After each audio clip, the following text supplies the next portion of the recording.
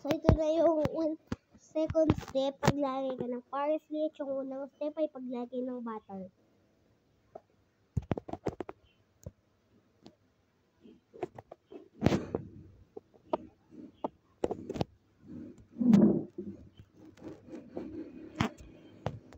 Damihan nyo po.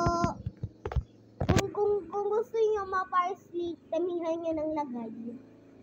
Pero kung wala kayong parsley, bilihan kayo sa SNR. Yung pinakamalapit yung SNR. Sa SNR talaga, na? Di ba siya nabibili sa online store?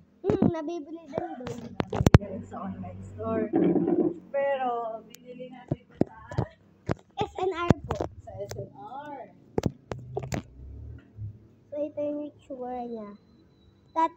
So, bubuksan na yung gas. Wait.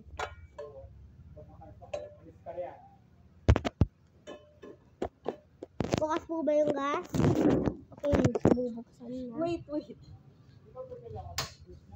Wala. Lalagyan po ng mantika. Meron dyan. Ito.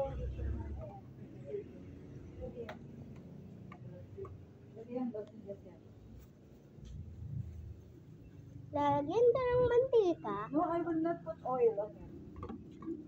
Ay, lalagyan mo nga pala ng butter. Tama.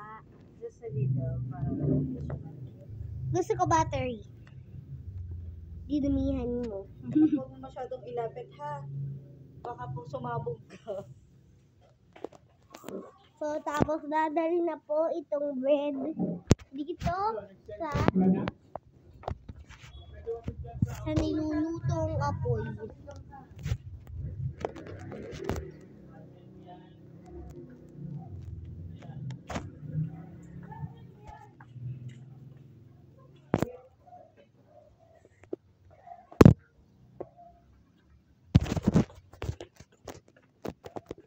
So, ilalagay na po.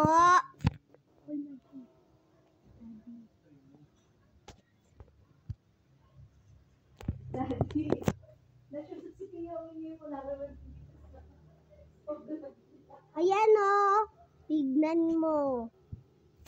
Sa unang tingin mo palang mapapawaw, sarap pala. Kagaya ng mga garlic bread na kalibre dyan sa mga restaurant na yun, mamahal naman.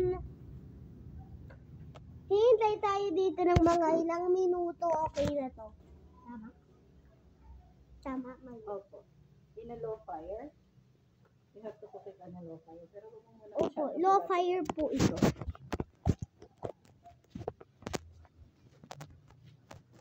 So, ito po yung natira. Dapat nasa middle siya kasi isa na lang eh.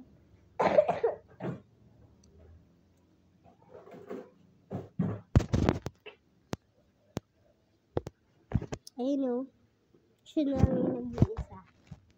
Pagkita muna natin yung ginamit nating butter. Akin na po yung butter.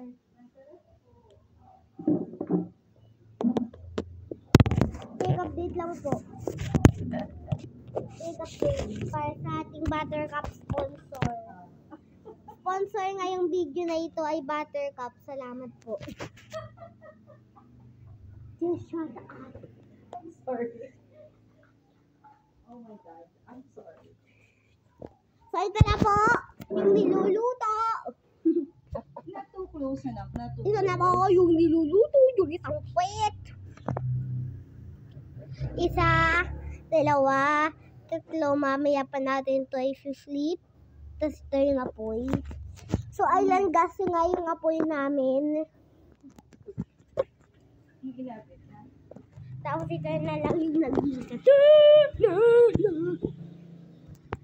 Tapos ito po. Paano yung niluluto.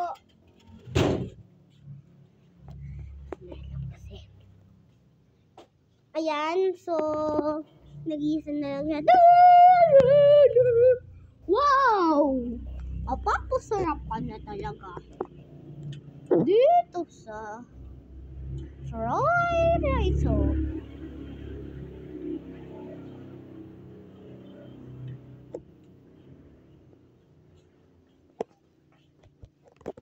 Tapos ilalagay na po natin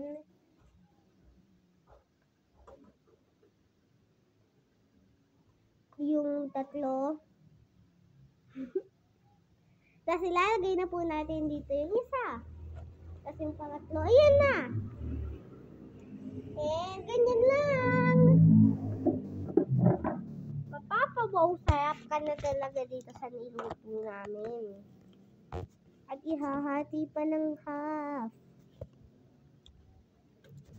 Mapapasarap lang tayo